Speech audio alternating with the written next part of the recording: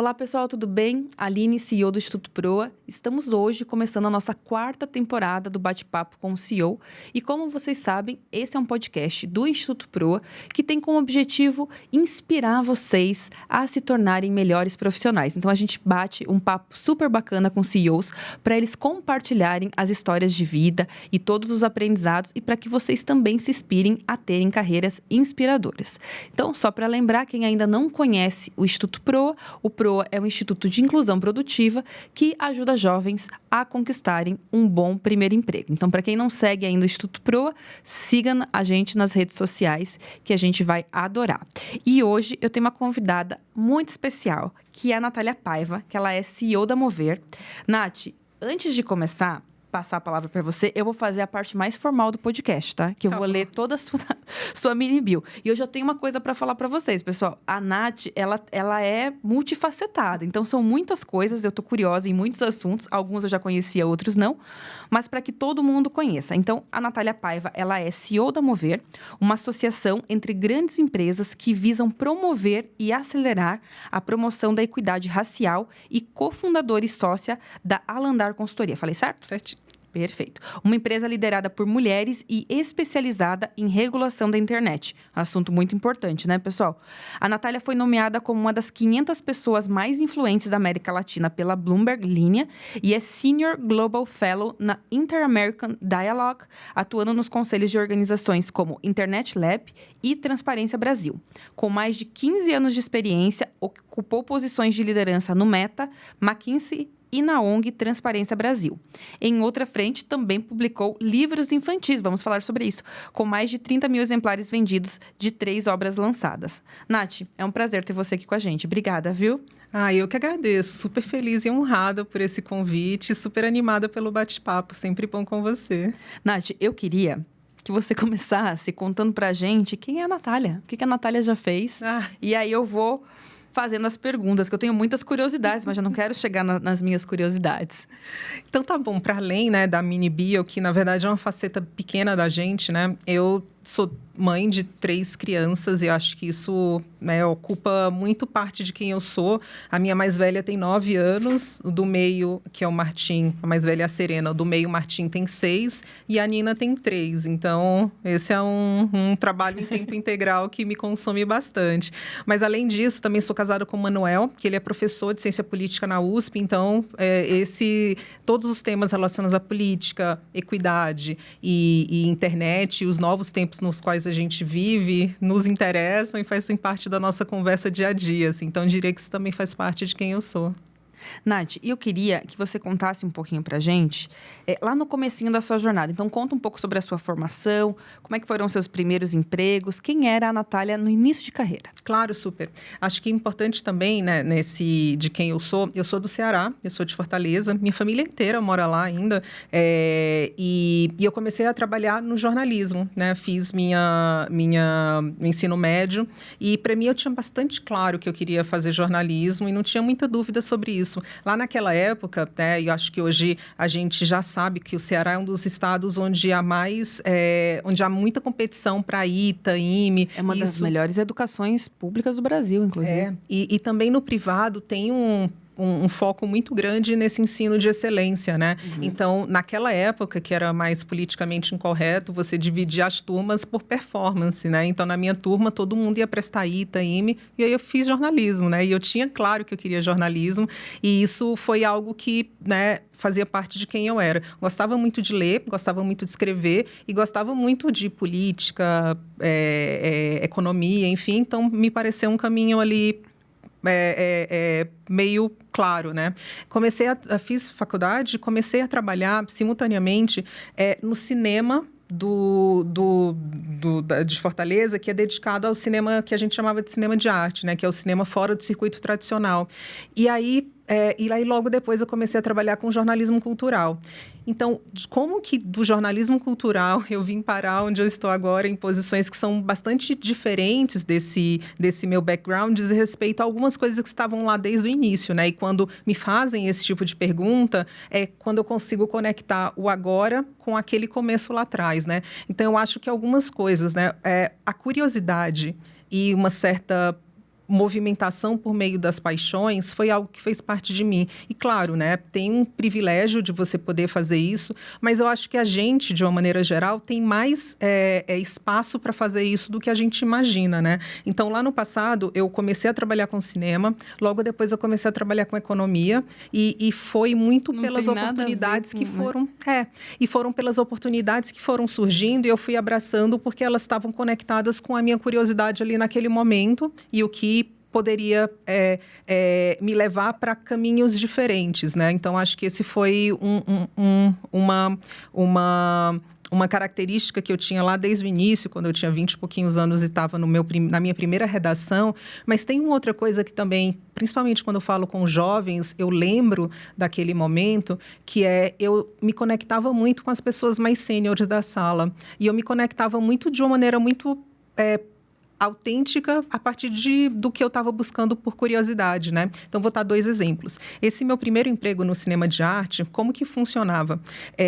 Nos cinemas de shopping tinha esse projeto que era o cinema fora de circuito, né? Então era o cinema iraniano, japonês, do leste europeu, etc. E eu assistia aos filmes como consumidora, né? Como usuária daquele projeto, desde que eu tinha uns 12, 13 anos. Minha mãe me levava todo sábado de manhã. Aí, quando eu tinha uns 20 anos, eu perguntei para a pessoa que organizava, que era um senhor de mais de 60 anos, olha, eu percebo que há muito tempo você faz isso sozinho, mas e se você tivesse alguém para te ajudar, né? Acho que você conseguiria fazer mais. Enfim, tanto organizar pequenos eventos, fazer um jornalzinho, enfim. E aí ele gostou da ideia, ele me pagava um salário de estagiário e foi meu primeiro emprego na vida e foi o que eu efetivamente fiz. E a partir daí isso me conectou com o jornalismo, porque a editora do jornal local me viu, né, num daqueles projetos e perguntou se eu não queria estagiar lá naquele jornal. E aí eu comecei, que é o Jornal Povo, que é um dos principais jornais do Nordeste. E, a partir dali, eu comecei a me conectar com o ombudsman do jornal. Que o ombudsman é uma figura que em alguns jornais tem, que é a pessoa que é paga pelo próprio jornal para ler criticamente a edição do dia. E aí ele lia, comentava, e eu comecei a trocar e-mails com ele a partir de um comentário que ele fez sobre uma reportagem que eu fiz. Então, isso é uma coisa que eu também costumo, ao lembrar da minha própria trajetória e ver como isso foi importante, essa conexão com mentores e sponsors, que eram pessoas profissionais mais experientes, e a importância que teve na minha carreira de falar para os jovens, façam isso, mandem aquele e-mail, tome aquele café, pergunte no que você pode ajudar, porque isso tende a abrir portas. Nath, você acha que essa sua curiosidade, porque é uma curiosidade para além da normalidade, né? Que acho que o jornalismo traz muito isso, né? Porque quem faz jornalismo é uma pessoa que é muito interessada em muitos assuntos, mas você acha que isso veio da sua família, isso é seu, isso veio do seu entorno, da escola, onde você acha que... Porque você falou que a sua mãe te levava no cinema quando você tinha 12 anos, todo sábado de manhã, né? Me parece que talvez tenha alguma coisa dali também. Eu acho que tem, às vezes, esse amálgama de coisas, né? E que eu acho que...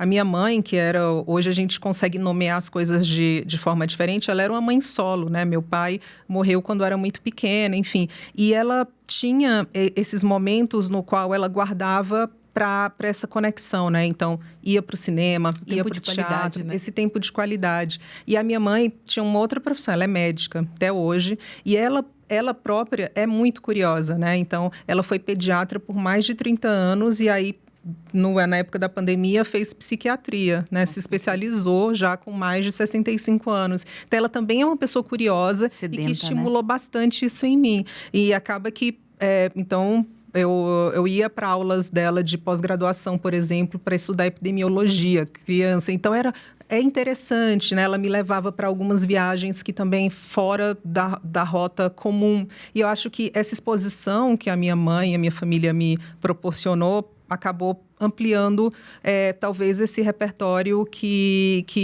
me fez me interessar por outras questões. Você sabe, Nath, que no PRO a gente fala muito da ampliação do repertório cultural, que é exatamente isso, é você ser exposto num ambiente, obviamente, controlado, para que você comece a criar outros interesses e outras vontades a partir disso, né? Porque isso aumenta muito a sua visão de mundo, né? Que eu acho que é uma coisa, inclusive, que a gente tem muitos desafios hoje em dia, mas é você olhar o mundo sobre muitas perspectivas e criar criar a sua própria perspectiva nesse processo, né? Sim. Eu queria aproveitar e te perguntar nessa mesma... Você já falou sobre a curiosidade. Que outras habilidades... Sobre a curiosidade e sobre ter mentores, pessoas mais sêniores que te ajudam nesse processo. Para além disso, que outras habilidades você considera que são importantes no início de carreira, que você fez ou que talvez você não fez e que seja importante? Olha, uma outra coisa que eu acho que talvez um pouco subestimado, a gente não fala tanto, é comunicação. E aí eu acho que comunicação tem essa proatividade, né? Como eu falei, de você abordar líderes e pessoas mais experientes, mas eu falo muito de como você estrutura uma mensagem, que tipo de mensagem você quer deixar ao fazer uma abordagem para alguém, né? E eu acho que isso não é só para quem está em início de carreira, eu vejo que é algo deficitário em diversos tipos de profissionais, em diferentes níveis e momentos de carreira, e que eu acho que esse é quase um superpoder, e que eu acho que o jornalismo me ajudou bastante, né? Então, quando me fazem uma pergunta, eu tento pensar, estruturar primeiro na minha cabeça o que eu quero dizer, às vezes até distribuir em grandes blocos, e aí eu tento comunicar isso. E eu acho que é algo que, enfim, eu não valorizava tanto quando eu estava no jornalismo, porque isso era o meu dia a dia. Né? E aí depois eu lembro, quando eu fui para a McKinsey, eu estava cercada de engenheiros, e a McKinsey, inclusive, tem um modelo muito proprietário de como fazer essa comunicação. No slide, não é? Exato, e a comunicação em pirâmide, né?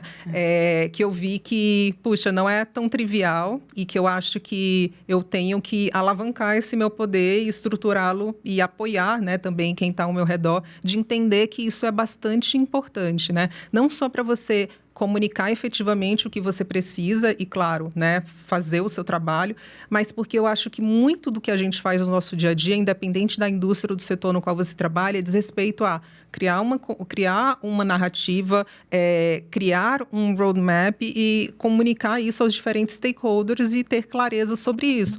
Tanto também comunicar os resultados sobre isso. Então, acho que a comunicação ela é quase um habilitador de muito do que a gente faz no dia a dia do trabalho e a gente não pensa muito estruturadamente nela, me parece. Até porque talvez quando a gente aprende comunicação, a gente aprende como língua portuguesa muito mais na perspectiva estrutural, né? E não na perspectiva de utilidade, né? Como que você usa isso no seu dia a dia, né? É verdade, é quase uma correção gramatical ou textual, mas e não exatamente como ela está conectada ao que a gente chama de core job, né? Que é o que você faz ali no dia a dia e pelo qual você é cobrado para executar, digamos. Exatamente, como que você conta a história que você quer contar.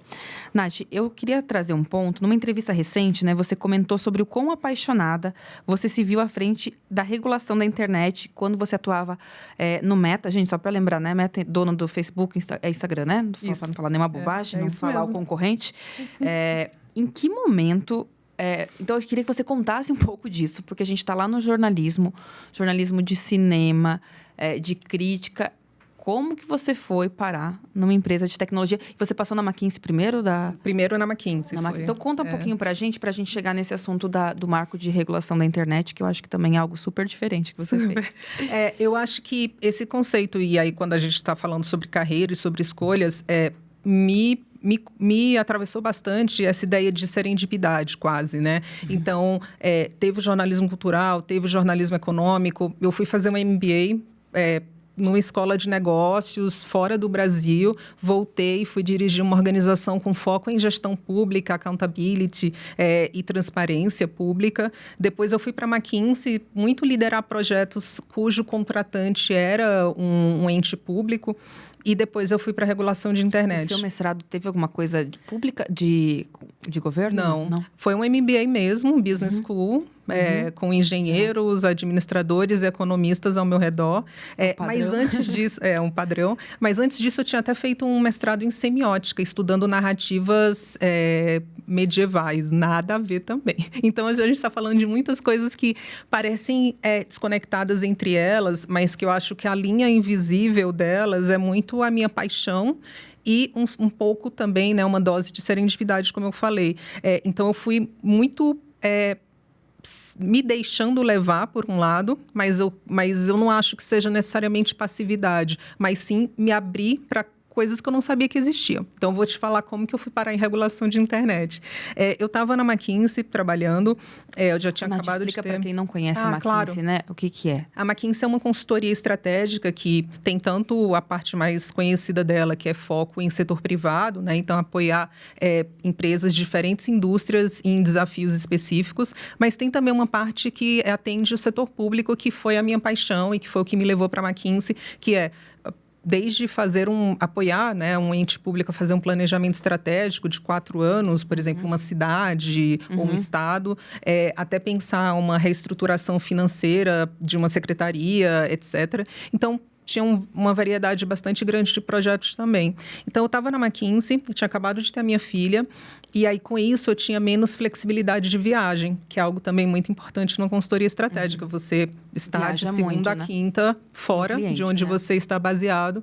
E aí, recebi uma chamada da Meta, que estava crescendo o time de Instagram especificamente, e a chamada era para criar uma estratégia e um time de políticas públicas, regulação de internet para o Instagram na América Latina. E aí, eu nunca tinha ouvido falar de Marco Civil da internet. Não sabia que empresas tinham área de relações governamentais, não sabia, não. áreas de políticas públicas e muito menos o que fazia quem trabalhava nessas áreas. Mas, quando eu fui para a McKinsey, também não sabia o que fazia um consultor. Então, acho que eu tive, na minha vida, essas apostas que foram feitas sobre mim e eu banquei também, né? Eu aceitei também mergulhar nesse desconhecido. E você arriscou nesses novos momentos, né? Exatamente. Então, tinha algo de arriscar e de enfrentar um desconhecido, mas teve também algo de entender o que eu, como uma outsider, digamos assim, também posso aportar. Porque se na McKinsey a maioria dos meus colegas...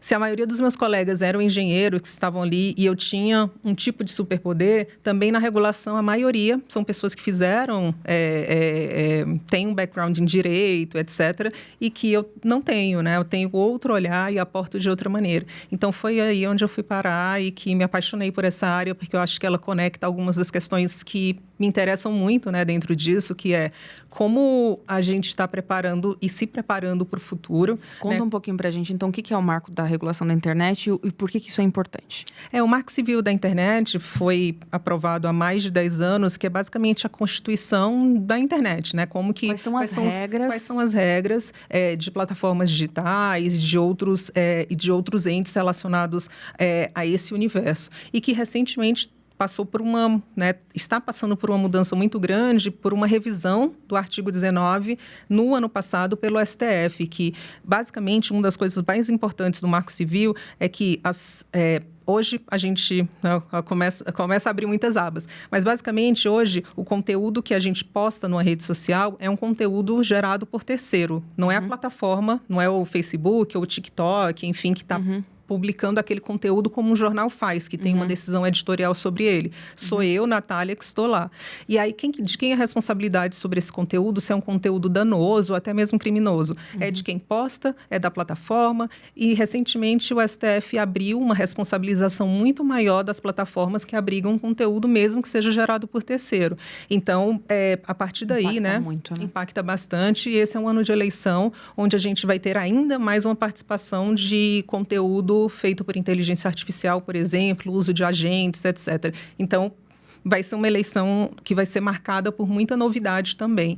Então, entrei nesse mundo e ele me interessa porque ele está conectando tecnologia de futuro, que já tem seus impactos no presente, e, ao mesmo tempo, no presente, a gente está se preparando para como a gente acredita que a sociedade deve ser impactada por essas tecnologias que vão cada vez mais ser desenvolvidas numa velocidade maior do que a gente imaginava, né? Então, e aí, com isso, tem vários vetores. Tem um vetor de política, tem vetor de geopolítica, de economia, de impacto social, de diversidade, de representação e inclusão.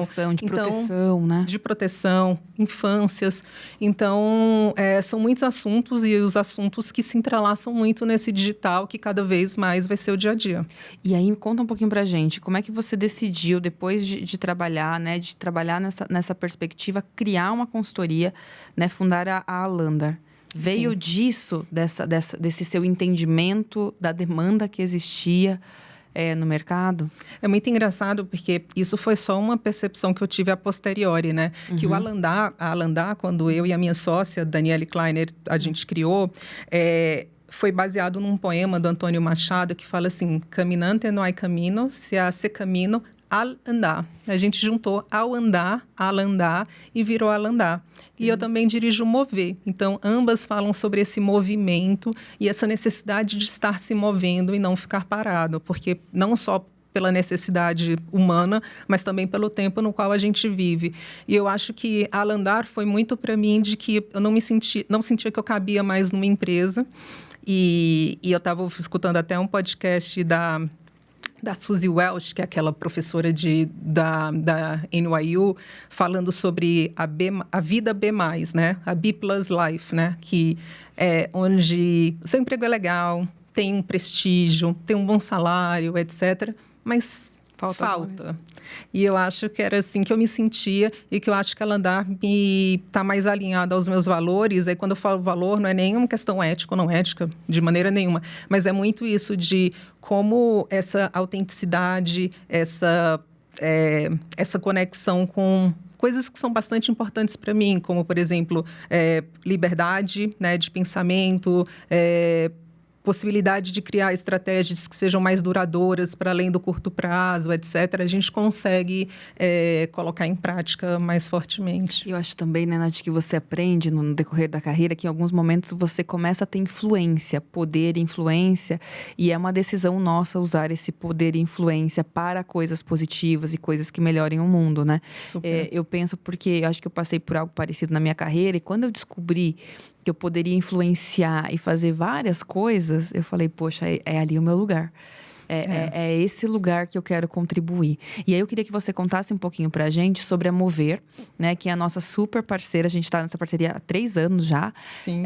Então, para quem não conhece a Mover, que você contasse um pouquinho e como que é seu trabalho na Mover. Então, o Mover e eu lembro que quando eu comecei a ter as conversas sobre me juntar ao Mover, para mim, o meu modelo, a minha ideia mental, né, tipo, a imagem mental que eu tenho sobre o Mover é um diamante, porque é de uma raridade, de uma beleza, essa inovação do ponto de vista social e corporativo, que é você juntar 60 empresas que estão comprometidas a tal nível de que todo ano elas vão lá e fazem um aporte financeiro sobre algo que elas não têm nenhuma ingerência, né? E a partir daí a gente consegue... metas, né? Além disso, elas têm metas. E além disso, elas têm um compromisso que elas né, um compromisso assumido publicamente de fato, promover essa transformação e prová-la com números bastante concretos, né? Então, dito de uma maneira bastante direta, o Mover ele é uma coalizão empresarial hoje de quase 60 empresas com o compromisso de mudar radicalmente o setor privado brasileiro por meio de inclusão e equidade, principalmente racial, né? Entendendo que esse é um dos grandes dramas da sociedade brasileira. Então, ao entrar no Mover, essas empresas se comprometem não apenas com criar esse fundo, que é a partir dele que a gente consegue apoiar o PROA e vários outros projetos, mas também de colocar em prática algumas mudanças de processos, de práticas culturais, enfim, que abram espaço para que todo o talento possa florescer. A partir daí, cada empresa tem uma meta concreta de aumentar a proporção de lideranças negras na sua frente de trabalho e que também ter projetos que promovam essa equidade de maneira concreta e conectada, inclusive, aos seus próprios negócios, né? Então, a partir daí, o Mover persegue 2 principais metas. Uma delas é gerar 3 milhões de oportunidades para a comunidade negra, principalmente por meio de empregabilidade e de formação, educação e capacitação. E outra, gerar 10 mil posições de lideranças negras, né, para lideranças negras nas duas vertentes, das empresas. Na entrada e já na gerência. Exatamente. E aí, quando a gente faz a medição de liderança, a gente está olhando para promoções, que é um dos principais vetores de crescimento dessa métrica, e para contratações também, né? E descontando pode ter possíveis desligamentos, porque a gente quer o saldo líquido crescendo, né? E então esse é um trabalho do qual eu e todo o time do Mover e todos os voluntários das empresas e suas lideranças nos orgulhamos muito, porque ele não é nada trivial, né? Primeiro porque a gente está movendo 60 transatlânticos, né? Então imagina essas grandes empresas grandes, né? São empresas gigantes. Tipo de compromisso. As maiores empresas que vocês podem imaginar são as empresas que estão no Mover, então são grandes transatlânticos, mas além disso, a gente está utilizando o que há de melhor no setor privado e fazendo isso a partir de uma medição ali, né? Todo ano a gente mede, né, qual o impacto que a gente está tendo nas organizações e na sociedade. Então, nos últimos 3 anos, desde que eu assumi o Mover, foram mais de 850 mil oportunidades geradas para a população por meio de empregabilidade e bolsas de estudo. E aí, quando falo bolsas de estudos, a gente está falando cursos de idiomas, cursos de pós-graduação, etc. E, além disso, foram mais de 4.500 pessoas negras que passaram a ocupar posições de liderança nas empresas do Mover. Então, isso são grandes números, mas mais do que isso, eles mostram o caminho pelo qual a gente está indo, né? E que eu acho que tem uma inovação social aí de medir, né? Então, imagina, essas 60 empresas compartilham os seus dados com a gente, né? Óbvio, a gente tem protocolos de segurança da informação bastante sólidos, mas eu acho que mostra essa confiança e esse trabalho em conjunto que faz com que as coisas funcionem e deem resultados concretos. Nossa, Nath, muito incrível. E eu acho que é muito interessante do impacto, né? Porque vocês estão olhando o impacto de curto prazo, mas vocês estão olhando o impacto de longo prazo, né? Quando você tem metas de gestão, você está olhando, eu não quero que o jovem seja apenas contratado. Eu quero que ele seja contratado, que ele permaneça e que ele cresça, né? E isso faz muita diferença. Acho que no Brasil a gente acaba olhando muito mais no curto prazo, né? Nesse primeiro momento, mas o desafio não é o primeiro momento. É o reter e crescer. Com certeza os desafios estão ali, né? Perfeitamente. E algumas das empresas que fazem parte do Mover são conhecidas por serem grandes empregadoras de primeiro emprego, né? E são essas as empresas que a gente tem visto uma maior transformação de fato, ser uma entrada de funil, né? Total. E a gente vê, né, jovens entrando em empregos que são empregos de baixo valor agregado, digamos assim, e se transformarem em lideranças nesses últimos 5, 7 anos. Muito legal. Nath, a gente tem algumas perguntas dos jovens, mas eu queria começar te perguntando sobre os livros, porque eu uma pessoa que começou a carreira numa editora, né, não vou conseguir passar. Como surgiu, para além de tantas outras nuances, a Nath escritora de livro infantil? Sim. Que é inclusive uma categoria super específica dentro da escrita. Então, acho que tem aí duas abas, digamos. A primeira é que, para mim, a literatura é o meu modo de permanecer sã. Sabe que tem muito executivo que faz Ironman, tem outros que... Eu corro maratona. Exato, corre maratona, tem gente que sobe a gente montanha. Teve CEOs aqui que também gostavam. Então, eu sou um pouco mais pacata.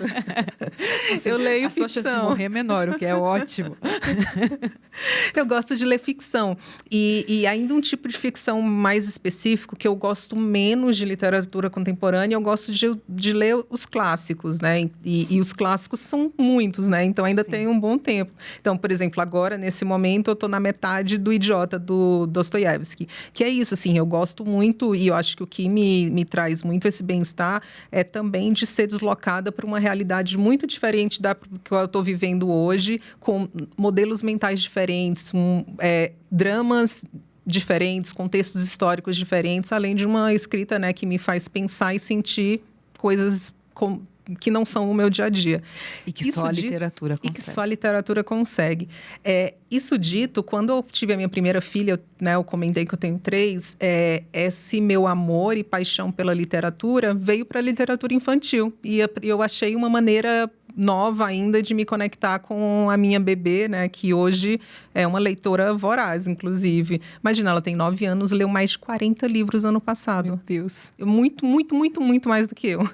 Então, assim, ela tá muito apaixonada. Influenciada, né? Ela tá bem apaixonada, adora Harry Potter, enfim, todas as séries, Crônicas de Nárnia, agora Percy Jackson, etc. Mas o ponto é que quando ela nasceu, para mim foi uma maneira de trazer também uma paixão minha para ela. E eu comecei a descobrir a literatura infantil. Então, eu comecei a criar histórias para ela. E foi na pandemia, com o nascimento do meu segundo filho, que essas histórias que estavam um pouco na minha cabeça e na oralidade do que eu contava na hora de dormir, começaram a virar histórias escritas e tive parceiras incríveis, ilustradoras. E você criou essas histórias enquanto ela era bebê? Isso, quando ela e os outros também. Ao invés de você ler o livrinho para contar a história, você inventava, você criava as histórias. Eu também comecei a criar as histórias, exato. Começaram com personagens que depois viraram narrativas e a partir daí foram criando múltiplas narrativas.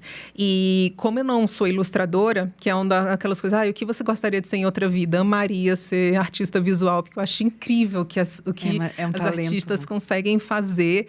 E aí eu tive parceiras incríveis, uma delas, que é uma querida, a Luísa Amoroso, de a gente sentar junto, pensar qual que é a versão imagética daquele texto, né? E aí a gente foi criando. Hoje eu já tenho 3 livros publicados, estou agora trabalhando no 4º. Me falaram que é um para cada filho. É um para cada filho. E o 4º agora? Então, o 4º... As histórias agora... Não, agora... Mas o 4º já é uma história baseado na Metamorfose do Kafka, mas uma leitura infantil que a menina começa a passar por uma transformação quando o filho, o irmãozinho nasce, né? Então, é muito isso de como a criança se adapta a um novo contexto quando chega o irmãozinho. Ou seja, não é mais agora para cada filho, mas é muito inspirado também nesse cotidiano e dos desafios, né? É um grande desafio, exatamente, do segundo.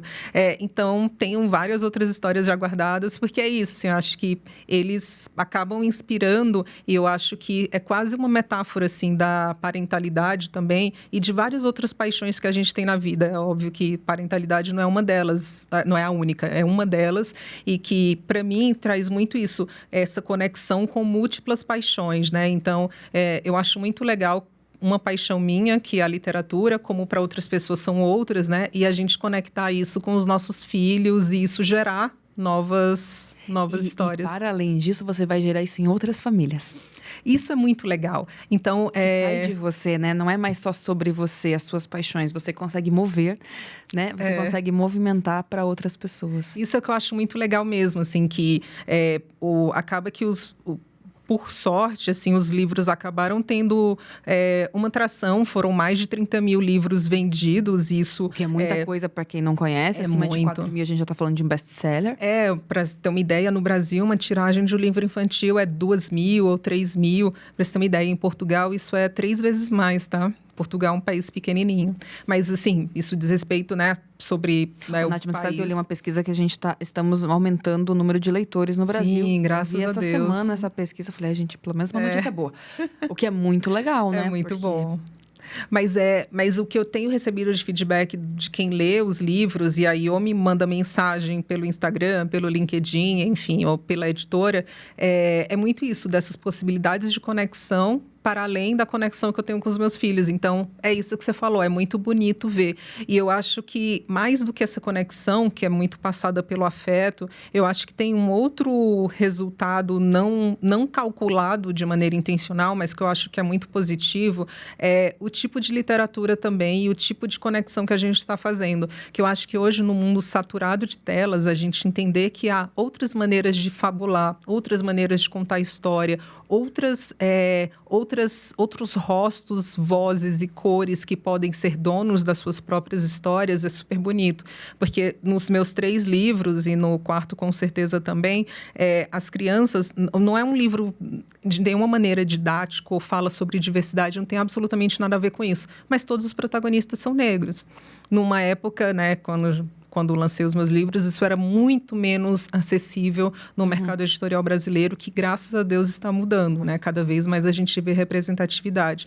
Mas eu acho que é isso, assim, a beleza das histórias está muito também de apresentar para as crianças novos modelos mentais de o que é uma história, como como há multiplicidade de histórias e quem pode protagonizá-las também. E a partir do momento que você começa a ver isso nas histórias, você começa a acreditar que isso é possível na realidade. Com certeza. Ai, Nath, muito... Ai, gente, esse assunto... Não vou falar só sobre livro, senão só falarei sobre isso hoje. Mas é porque esse assunto é um assunto que me encanta muito. Eu queria... antes da gente fazer o nosso bate-papo, a gente mandou para os nossos jovens do Proa para que eles pudessem fazer perguntas. A gente tem um grupo lá e aí eles mandaram algumas perguntinhas. Então, Perfeito. A gente escolheu algumas e eu queria te perguntar. Então, a primeira pergunta é uma pergunta do João Vitor. O João Vitor, ele tem 22 anos. E ele faz a seguinte pergunta. Em meio a tantas mudanças no mercado, como se manter atualizado sem se perder? Perfeito. Tava pensando nisso, vindo para cá, que eu acho que tem duas coisas, né? Tem uma, sim, né, de como você escolher, principalmente, fontes, né? E eu acho que isso é super importante, principalmente onde a gente vê, por meio da saturação de tela que a gente comentou mais cedo, uma multiplicidade de informação, de qualidade e de níveis muito diferentes. Então, saber escolher as fontes e ter uma curadoria, eu acho que é muito mais importante do que a gente falar em quantidade, ou enfim, ou multiplicidade de abas abertas. Então, acho que esse vai ser um dos primeiros desafios que é importante encarar. Acho que um outro ponto também é escolher, né, quase escolher suas batalhas, né? Então, também entender em quais pontos você vai querer se aprofundar um pouco mais, entender um pouco mais, e em quais você vai, né, ter um tipo de relação mais superficial e tudo bem.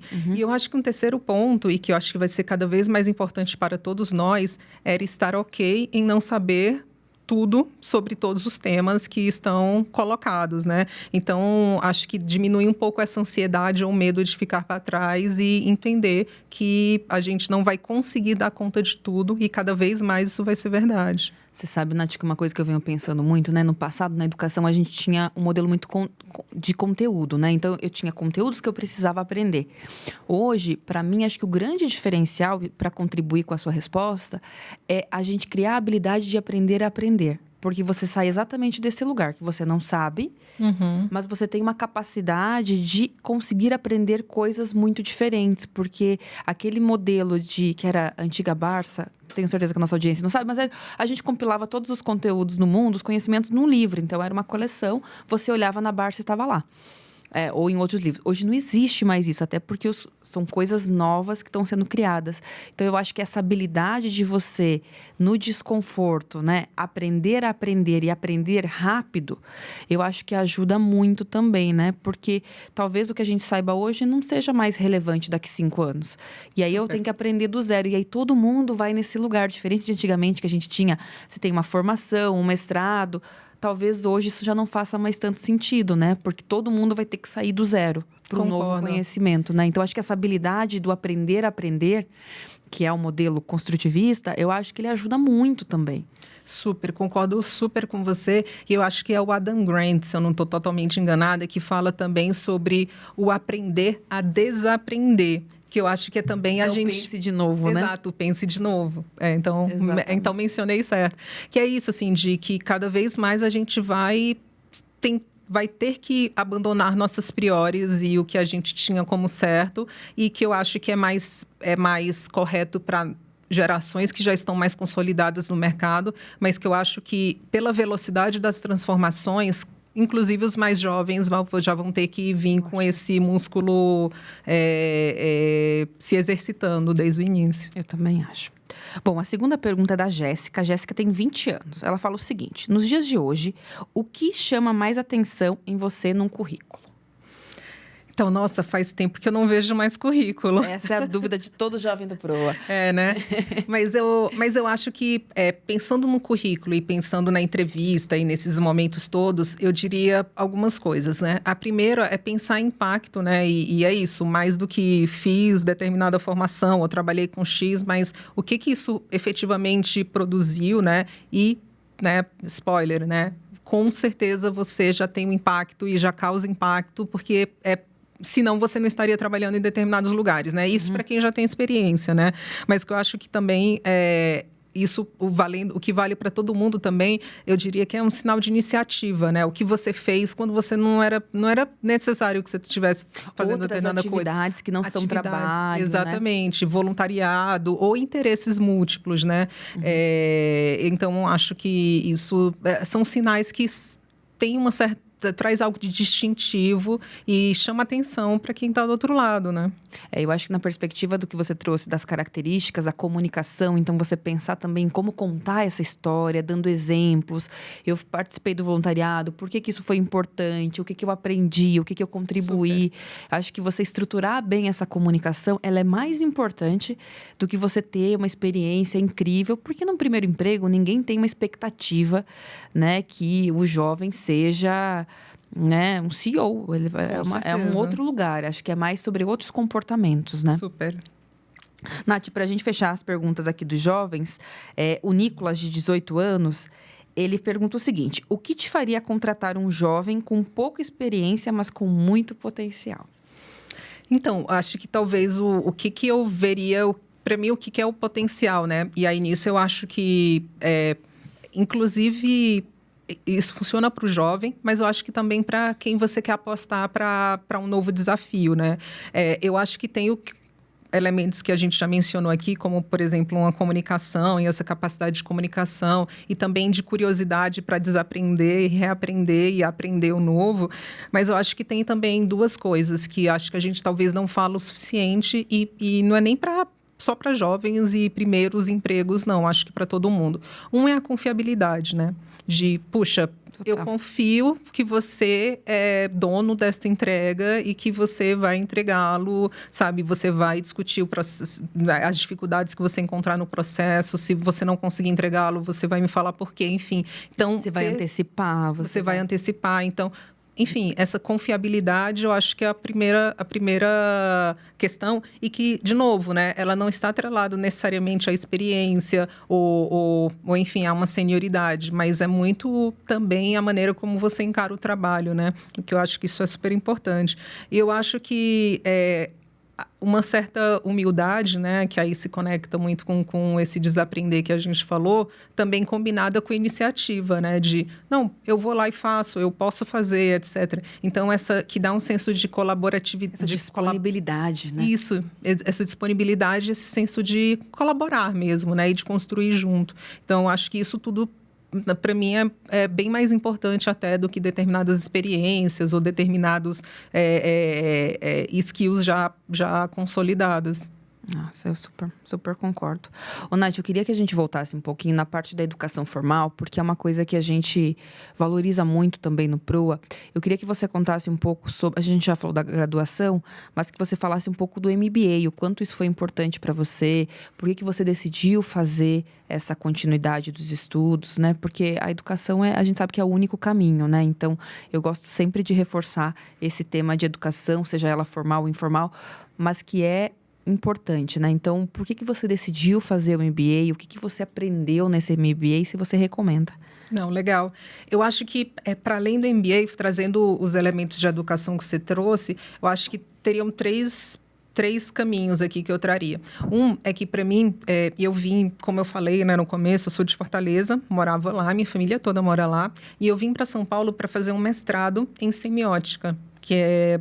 Naquela época, o melhor mestrado em semiótica que existia era na PUC em São Paulo. Eu quis me orientar com a professora Jerusa Pires Ferreira, que era uma sumidade na área. Ela, infelizmente, já faleceu. Ela já era bastante idosa quando foi minha orientadora. Mas eu queria com ela, porque é isso, eu sabia que... Você queria na melhor fonte. Eu queria naquela fonte que é uma pessoa incrível e que me deu muitos dos elementos que eu utilizei para a minha vida, embora, como eu comentei, meu mestrado foi em narrativas medievais, populares e suas conexões com narrativas contemporâneas. De novo, nada... obviamente, a ver com que...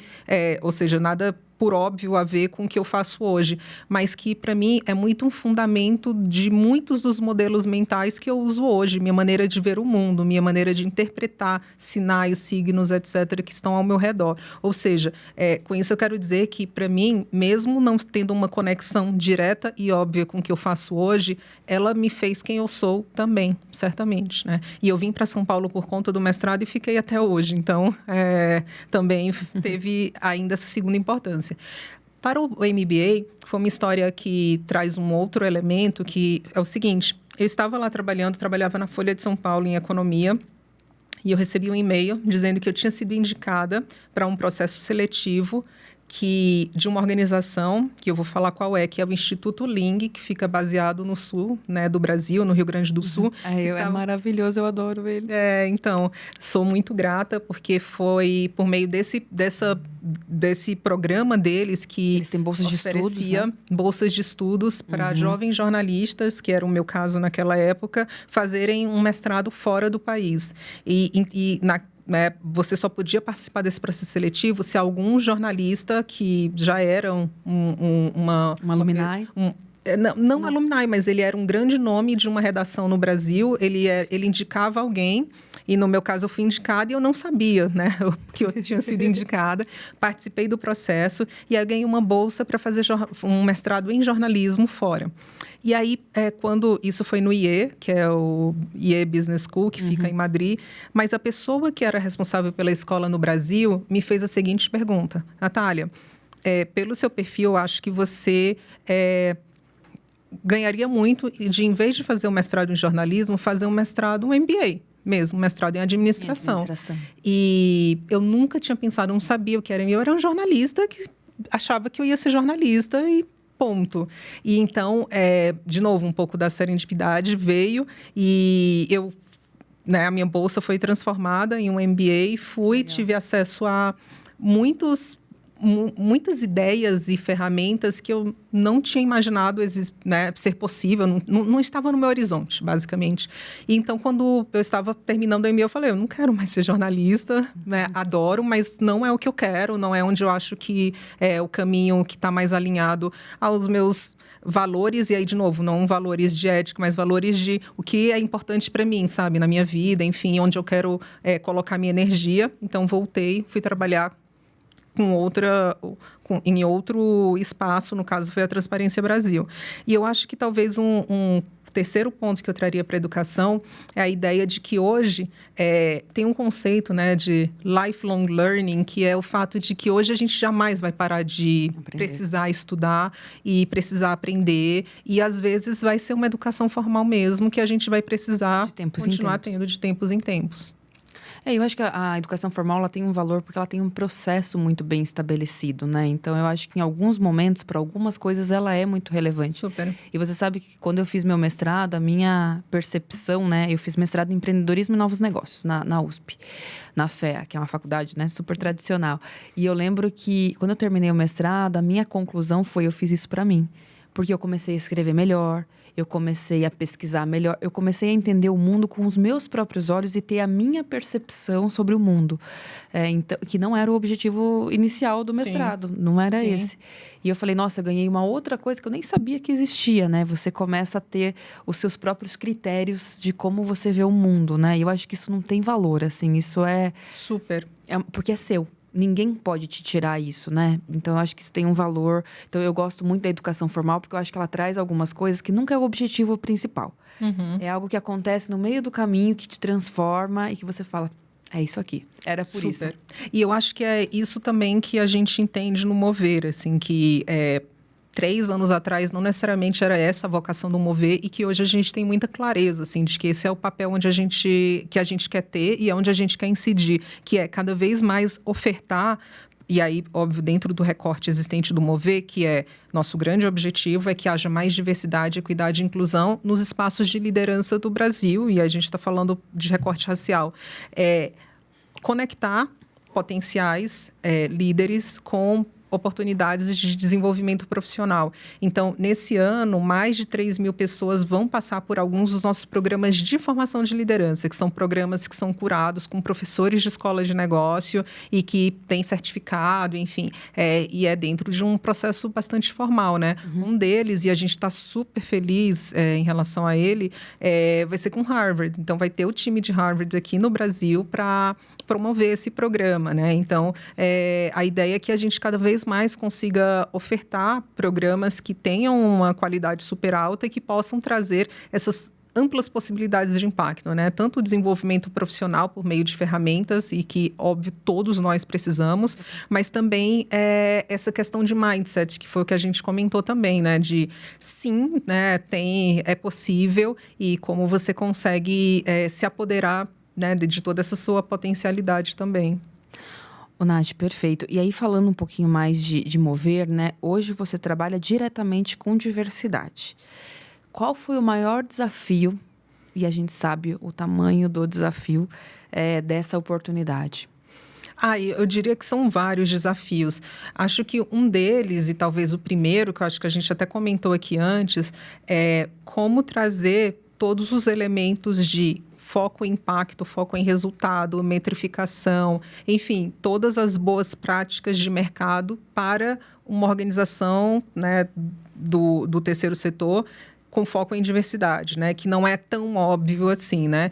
E além disso, né? Do foco em resultado, do foco em impacto, da metrificação, de metas constantes e meta meio, meta fim, de ter um time muito azeitado em relação a isso, também dar o passo seguinte, que é conectar isso também com as múltiplas estratégias dos negócios com os quais a gente opera, né? Então, acho que isso cada vez mais solidificar e enraizar essa decisão como uma decisão estratégica das empresas que são nossas parceiras, foi o principal desafio e tem sido o principal desafio e foi um dos meus principais motivadores, né, de ter potencialmente, né, poder exercer junto com os parceiros e junto com os meus times esse impacto.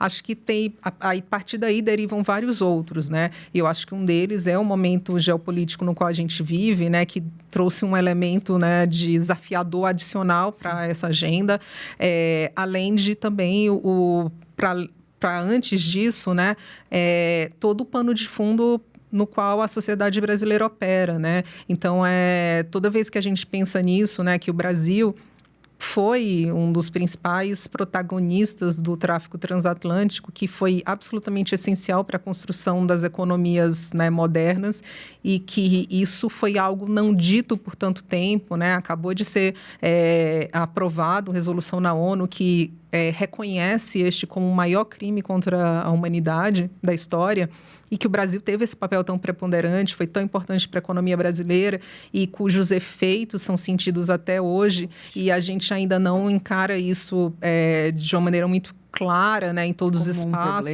como um problema muito estruturante da maneira como a gente se enxerga como país, das decisões que são tomadas, como a gente é atravessado no dia a dia por isso, sob suas múltiplas dimensões, e que, claro, né, a empresa, o setor privado, como um dos entes dessa sociedade, também será, né?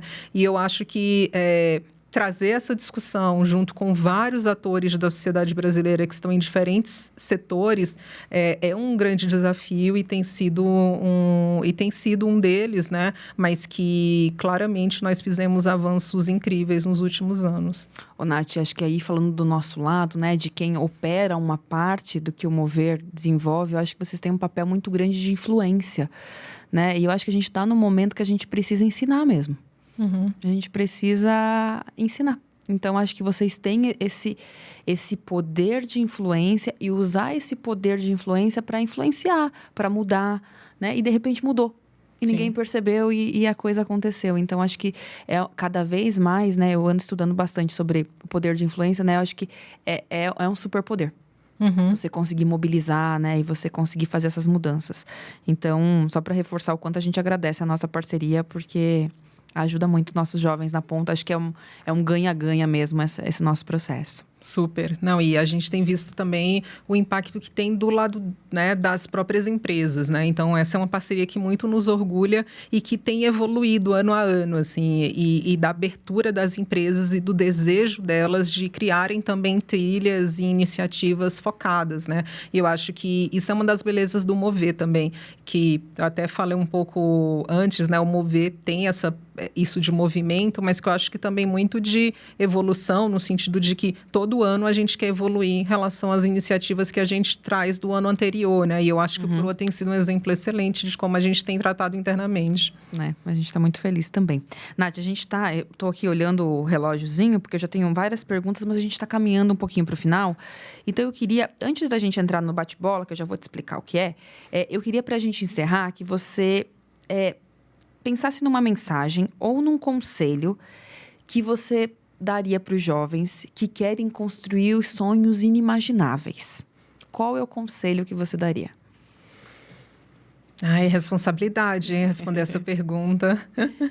Mas pensando, inclusive, na diversidade de um público ouvinte, né? Ou seja, pessoas com backgrounds muito diferentes, com skills diferentes, com desejos, vontades, enfim, muito diferentes. Eu acho que é muito e que talvez possa até soar um pouco óbvio, mas que eu acho que é o que precisa ser dito, a minha experiência tem me reforçado muito essa convicção no dia a dia, é que você que está escutando a gente tem algo muito incrível para contribuir.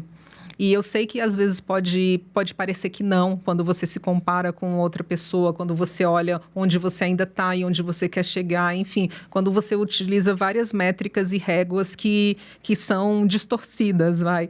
Mas o que eu digo é que, com certeza, a sua perspectiva, a sua experiência, a sua história tem muito a contribuir. E eu acredito muito nisso no dia a dia, porque eu vejo isso nos diversos times com os quais eu opero ou operei, essa capacidade de a construção coletiva ser muito bonita a partir do que cada um aporta.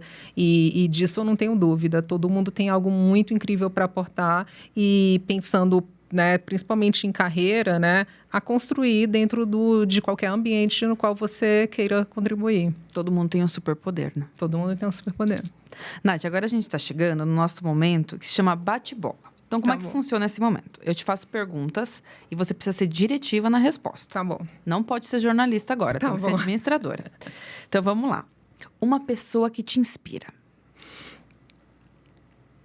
Ai, teriam muitas, mas eu vou dizer a Serena, a minha filha de 9 anos. Por quê? Agora eu que vou... você tá, você que tá abrindo do meu papel de administradora agora. Porque eu acho ela... Eu te falo isso para ela às vezes, né? Cara, eu admiro muito você, Serena, falo para ela. Porque ela não tem receio de ser quem ela é. Mesmo às vezes sendo diferente do que as amigas estão falando ou do que seria esperado, enfim. Ela dança ao som da própria música dela e eu acho isso muito bonito. Uma tecnologia recente que você não abriria mão no seu dia a dia. Ai, chat de inteligência artificial generativa. Não tem mais, não consigo fugir, mais. Né? Algo que você ainda quer aprender. Piano. Uma frase que te acompanha. O ótimo é inimigo do bom. Uma habilidade que todo jovem deveria desenvolver.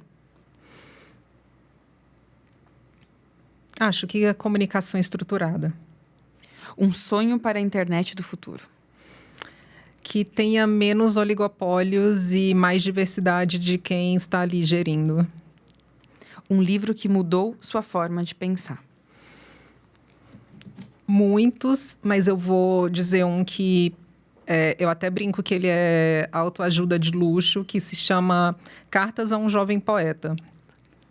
É muito bonito e para mim, houve muitos aprendizados e um deles, né, só para justificar por quê, é de acolher as dúvidas e as incertezas, que às vezes a gente não sabe por que determinadas coisas ocorrem ou estão ocorrendo, etc., e tudo bem. Ele até fala assim, para você encarar isso como portas fechadas que talvez um dia você consiga abri-las. Muito lindo. Nath, obrigada. Obrigada a você, adorei o papo. Eu adorei também. Obrigada mesmo. Fiquei emocionada. Pessoal, começamos bem a 4ª temporada, né? Foi incrível.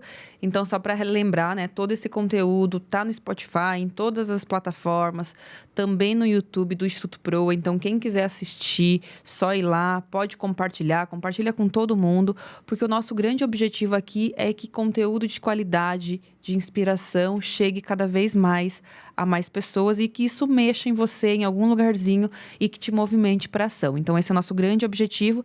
E só para relembrar, a gente está com as inscrições abertas da plataforma Proa. Então, se você tiver entre 17 e 22 anos, ter estudado na escola pública e estar nos 12 estados onde nós temos operação, se inscreve no Proa e a gente vai fazer uma formação super legal e depois disso a gente vai te apoiar a conseguir um bom primeiro emprego.